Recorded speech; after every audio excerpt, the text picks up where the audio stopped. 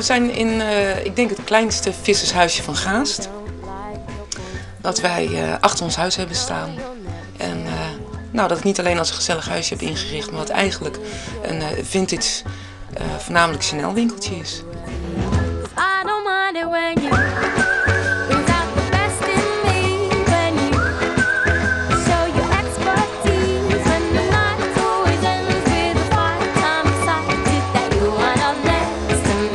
Ik heb een enorme voorliefde voor tweedehands in het algemeen. Mijn man en ik hebben samen een aantal kringloopwinkels in Friesland en dat runnen we met hart en ziel. Daarnaast hou ik ook van mooie kleding, de top. En dat houdt in voornamelijk heel veel Chanel. En dat heeft mij ook gedreven tot het handelen in tweedehands vintage designkleding. Met als grote liefde Chanel en Hermès. Hoe komt ze dan het spul? Ik koop via internet kleding en ook wel via. Ik verkoop ook kleding in opdracht van mensen. Dus ik heb spul en consignatie. En het is een kwestie van contacten leggen en netwerken en toevalligheden. Maar de mensen die zitten daar, verkeep je mijn Chanel spul maar? Ja, die zijn er. Zoals? Mevrouw Heijn, de weduwe van Gerrit-Jan Heijn. En dan komt toch bij haar thuis het spul op helgen of zo? Of ja, hoe inderdaad. Via ben ik in contact gekomen met haar. En het was eigenlijk vanaf eerste minuut een heel leuk contact. Dus dat is misschien nog wel meer waard dan de spullen die ik van haar heb, in verkoop heb mogen nemen. Maar zo gaat het inderdaad. En dan heb je een Chanel winkel in Gaast? Ja.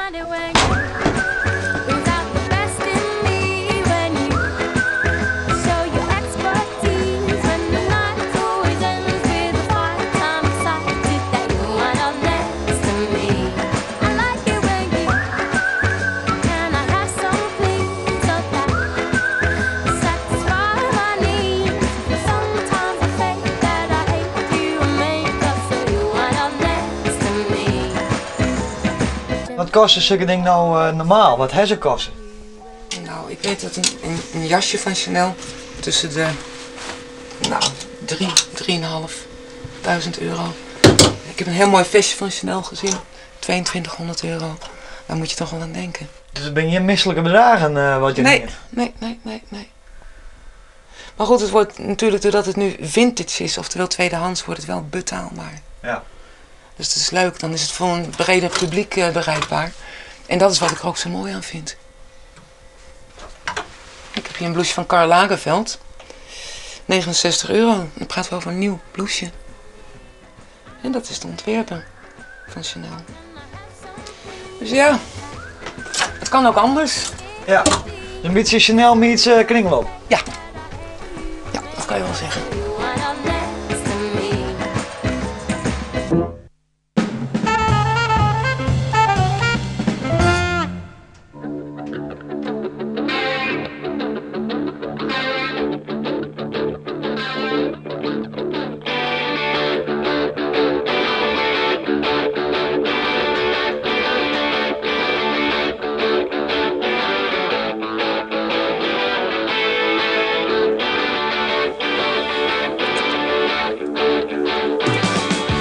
Dit was mijn allereerste. Deutz Agro Star 6.07 met een Niemeyer frontmaaier. Van mijn ouders gekregen voor Sinterklaas, geloof ik. 9, 10 jaar, ik weet het zo niet eens meer. Ja, hij heeft geen prominente plek, maar hij heeft toch een beetje emotionele waarde. Ik denk toen ik een jaar of 14 was. Toen had ik wat meer, toen kreeg ik ook lucht van de LCN. Een grote club in Nederland, die allemaal verzamelaars bij elkaar. Ja. En een grote beurs in Zwolle organiseren die altijd. En ja, daar een keer heen geweest, toen was ik helemaal verkocht.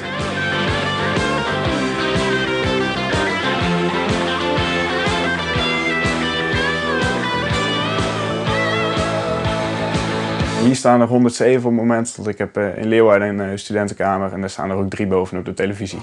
Ik denk dat er zo'n 2000 euro in zit en voor iemand van 18 is dat toch best wel een hoop geld.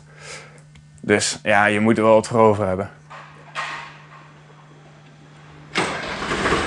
Ik hoop dat ik iets kan doen als agrarspecialist bij een bank of boekhoudkantoor of iets dergelijks. Dus geen melkveehouder zelf?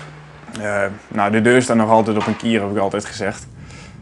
Maar ik zie mezelf over 10 jaar geen boer zijn. Dus dat bloot bij miniaturen dan, die je in je handen krijgt?